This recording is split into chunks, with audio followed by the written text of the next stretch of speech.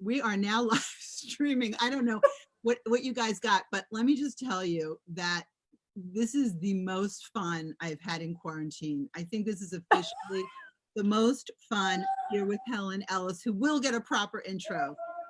Either way, thank you to Jenna Paone from A Mighty Blaze for getting this up and working.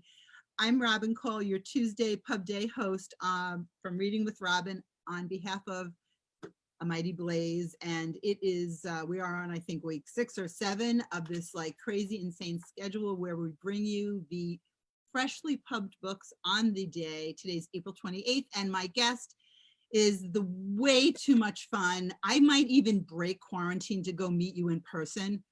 No, I really just, I'm just adoring this whole conversation. And you guys know Helen is the author of American Housewife and Eating the Cheshire Cat. She was raised in Alabama. She lives with her husband in New York City. You must follow her on What I Do All Day on Twitter and American Housewife on Instagram. Her recent book, Southern Lady Code, well, it's out in paperback now. There it is in its brand new cover. It is out in paperback today. Helen, thank you for making our day. Welcome to A Mighty Blaze. Thank you for giving me an excuse to put on lipstick. But honestly, for about the last month, I've been wearing red lipstick in the house with only my husband to see it. You know, it lifts the mood. You know, it really does. There is something about putting on lipstick that just makes you feel a little bit more fun. So this is my color of choice. I love it. What color is that? Smashbox. It's, you know, I have it like a security blanket next to me at all times. Would you like never go out of the house without lipstick? Never. No, never. I once came home with a girlfriend. We'd been out to dinner. We were coming back to the apartment and we're in the elevator and I put lipstick on in the elevator and she said, "Are you putting lipstick on before you walk into your apartment, before your husband sees you?" I said, "Of course." That's so funny. And is, you know what I think? I'm all of a sudden thinking about the Mrs. Maisel where they go to bed and then the mom wakes up and she goes in, fixes her whole self, puts all the stuff on and gets up before the husband. Do you do that? And till you're all made up so you would be like presented in that way? Yes. Well, as I told you earlier, I wear lipstick under my mask. I can't help it. So well, because it really is about how it makes you feel. I mean, you're doing it, you know, it's wonderful self-care. And the thing is about lipstick is that, I mean, do you stick to a few shades or do you like? I do. I have a lot of different reds. And sometimes I've tried the sort of neutral with the smoky eye. But I kind of save that for the poker tables. You need a little pep in your step with the red lipstick. Especially now, do you have your own color, like American Housewife color or Southern? Wouldn't I love that? No, I would love that. But I do have a signature nail polish that I have worn for 20 years. And I'm ashamed to show you my bare nails. But it's called by Essie and it's called Clam Bake. And it's an orangey red. And I cannot remember my nails ever being bare like this, but mine too. You adapt. You do. I actually, for the first time, because I forget who I was being interviewed with or by, and I felt the need to jazz it up. So I put clear on. I know. I was like, look, because people are showing their home done manicures and I can only do one hand. I can't even do it well. And I can only do one coat. So I have even more respect for those who can be neat about it. But well, I was wearing the gel nails for so long. And so you had to get that gel off. Right. Which is. What did you do? What you're supposed to do is, I bought the acetate. You're supposed to buy the acetate and you wrap it in tinfoil and you put it under heat and then you just buff it off. And I watched Jada Pinkett Smith. She put out a call. How do I get this off? And somebody wrote in and said dental floss. And she showed herself taking the nails off with dental floss, which was great. But honestly, I sat there and I picked them all off. It was so satisfying. But my nails are paper thin. And so, they're breathing. They're breathing now. Right. And they're just getting a whole new like layer. I love that picking the polish off becomes like an activity. It's like when we were kids back in the day and you could get a sunburn. That was an activity. Yes. Peeling your skin off. Delicious. which is really some of the the repercussions of today. Helen, you are just, this is so much fun. I so loved American Housewife. You are too much fun to follow, but what I didn't realize was that your Twitter account was originally anonymous. It was. I didn't know Well, that.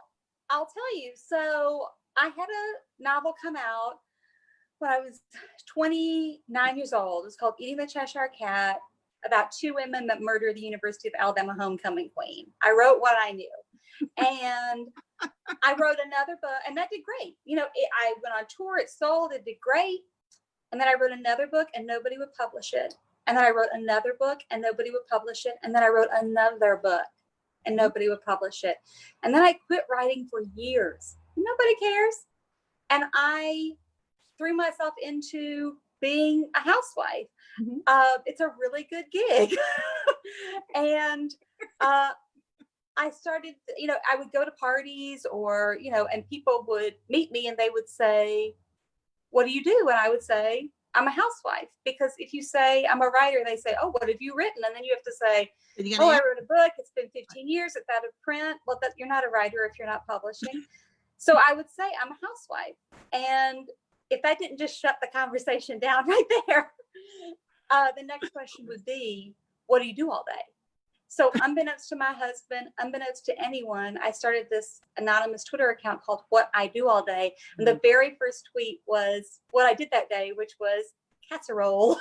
And then I started just tweeting things that happen in my daily life. And I got this following.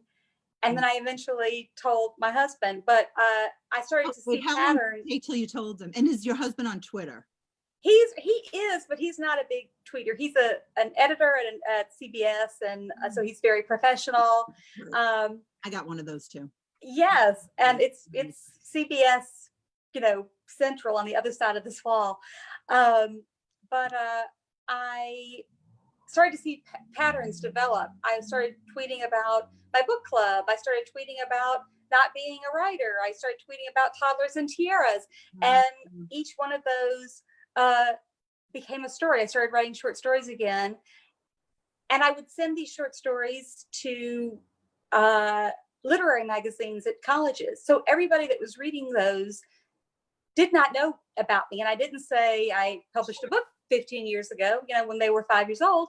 I just sent it into the slush and every one of them got published. And I just sat ass backwards into a book. I love that. The thing is that because you are a writer and your voice is so compelling, so playful, and serious when need be. And just, that's the thing. When you're authentic, it comes through. And so I just, I guess maybe I knew that at some point and I had forgotten that it was an anonymous account, because that is the best, because people are connecting to it. And what kind of casserole was it? Oh, of course it was ground beef and noodle and mozzarella cheese. Of course it was. With a can of Campbell's tomato soup, some onions. What else went in that? It used to be my husband's favorite. I should make that again. I have put 8 pounds on him in the quarantine. Oh, I'm impressed that it's only 8. I mean, It has been murder. I mean, really, I think there should be a day where we all have to just stand up or something. Fully dressed. I love that you have a blouse on. I was telling Helen. I wore my pussy bow just for you. Wore her pussy bow just for us. I said orgy and pussy. You did. And it's only 15 minutes in. What else can we get out of Helen? We'll find out. Well, if I can say something sort of sexual, man. A Mighty Blaze is a really cool you could, if we were on Reading with Robin. I'm going to go for yes. Let's go for it. Yeah. So I'll tell you. So I was in Australia at the Perth Writers Festival. And again, that's been the most amazing thing about getting my writing life back and I'm really grateful for it now, is I got to travel because of the book. So I'm at the Perth Writers Festival and I'm going on one of these panels. And the night before, I'm out with my publishers and everybody's drunk and they find out, oh, you're a poker player. So they think, oh, she gambles, which is not the same thing. But, will you make a bet? Yes, I'll make a bet. All right. Well, we're going to give you a word to say on the panel. And if you say it, we'll give you $20. And I'm like, easy money, whatever it is. The word was butt plug. So you And had it really is 2 words, but so you had to I wasn't going to correct them. So I go onto this, and you can't say it like in a list. Like I went to the grocery store and I bought apples, bananas, and a butt plug. I can't say it as in, my publishers told me to say butt plug. I had to really sort of work it into the conversation. So I'm sitting up on the panel, and it's a very serious crowd, a lot of white-haired, intellectuals. And my moderator says, "Where do you think you get your sense of humor?" Which I'm asked all the time. And I said, "Oh, Mama always said, Helen Michelle, your sense of humor is like a butt plug. Not everyone's going to appreciate it." And my publicist walked my $20 right up to me on stage. Touche. So now that's 3. That's a magic threesome that I've said for you at 1:30 in the afternoon. And you do write about threesomes, as long as you brought that up. So, of course, what are some, we'll go back to that, of course, but what are some misconceptions about Southern women? I think the misconceptions are we're dumb. I think the misconceptions are we're weak. And I will tell you, I just finished a book that I cannot stop hand selling. It's called The Southern Book Club's Guide to Slaying Vampires. Have you heard of this? No. Brady Hendricks. Awesome. It's the best book of the year. Oh It's Steel Magnolias meets Dracula. Oh, and wow. this man does an amazing job of writing Southern women. And I can't remember someone who did such a good job of writing women since Wally Lamb. He does a beautiful job, and it's scary and crazy. But, he talks about how Southern women are underestimated, and how we're the ones that really can sock it to you. We know how to clean up the blood off of the white shag rug. You got to put that ammonia on and let it soak while you clean the blood off the walls. So I think those are some good misconceptions. That's so funny. I think of Fried Green Tomatoes. Yes. That scene. One of those scenes, and the book. Yes, they put them in the barbecue. I know. I remember the first time I saw that, but I read the book also before and after, because I couldn't remember if that was in there. But spoiler alert, if you haven't seen Fried Green Tomatoes, then you must see that. If you haven't seen it, then shame on you. Shame on you is right. Sit in the corner. But I was like, wait, did they just do what I think they did? Yes. It's funny that you said those 2 things about misconceptions about Southern women, because I was thinking you were going to say about the ultra polite and reserved. That's where I thought you would go. Yes, well, the thing is, we can really cut you down by being polite. You kind of figure it out on the way home. But I don't think we couch anything we say. I mean, I think I communicate very well what I want to get across. I just say it in a softer way.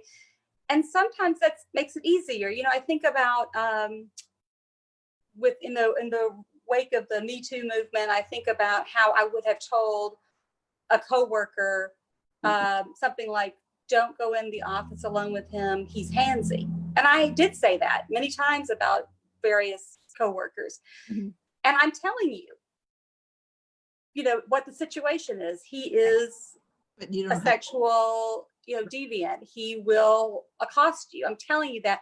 But it's not easy to say that, to say those words. So you say, he's handsy. Exactly. And, it is a different way of receiving the same message. My favorite is "bless your heart." I mean, I think I because I never knew that was a thing. Anne Hood. It's a Southern lady's aloha. I did not know that. Anne Hood tells a story about one of the tours. I don't want to mess up Anne Hood's story, and she's a fabulous storyteller, but she talked about something that happened where the response was like, "bless your heart," and she explained it, and I was like, wow, that is a really great blow off kind of thing. Oh yes. Well, right now it's being said of a lot of women with their attempts to dye our own hair. Bless her heart, she frosted her own tips. Bless her.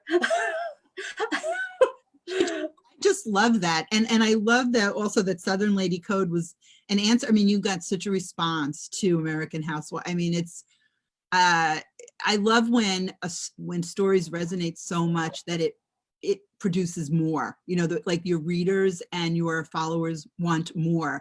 And it seems to be an unending supply of just one-liners and tips and ways that you move about the world that are just endlessly entertaining and really make me think like, oh yeah, like even talking about wearing the lipstick under the mask, like I was kidding when I was talking to my girlfriends, like, do you think anybody does that? And there I am. There you go. So which were some of your favorite essays? And also that, the hardcover came out last year, now the paperback out today. So will you show it again? There it is. Southern Lady. Isn't she darling? So darling. Her. Does her dress match the wallpaper? Is that what that is? Yes, I love it. I loved my hardback copy, and I love the paperback because I think what's so great about the paperback is it shows this woman. It's very yellow wallpaper, it shows this woman who's sort of blending into her home. And that's the thing about American Housewife and Southern Lady Code. We women, and we're really finding it now, are the masters of our domain. It's our house and you live here. We let you live here. We let you live here. But I think one of my favorite essays, I think my favorite essay to write was Free to Be You and Me and Child Free, because I'm 49, and when I was in my 20s or 30s, I would have liked an essay telling me that it was okay not to have children. And it's a very nice life and a very happy marriage not to have children. And it was a very personal decision that my husband and I made. And it, as I say in the story, it's the nicest surprise of our life. And I've always wanted to write about it. And that's my favorite one. And I've received a lot of, that's the one I've received the most feedback on. So that makes me very happy. I enjoy hearing that too, which essays resonate, they all do, but the ones that you get more feedback on. And wasn't there a great anthology about, choosing, it's a choice to whether yes, it was yes. Like 3 years it's ago, very easy not to get pregnant. I've heard. So what, because people ask you like ridiculous things or assume yes, things. Very intimate things. Which is crazy to me. I mean, my example is always that a woman could literally be crowning right next to me and I wouldn't even ask if she were pregnant. That's correct. That's correct. Never. Well, never. And for years, again, when my husband and I go places, even now, he is asked, "What do you do?" And the first thing I am asked is, "How many kids do you have?" That's crazy, really. Every time. And so assaulting and so wrong. It's just so wrong. But that shows that helps me understand who you are when you ask me that. I mean, ask about my pussy though. I want how many times, if we're having an afternoon drinking game, I think you should all drink when I say pussy bow. Yeah, well, I'm drinking coffee, so that there you go. Fun. But Helen, we can set that up another time. Yes, happy to. All sorts of a Southern kind of panel. So the poker playing, I'm fascinated by this. So when did you start playing poker?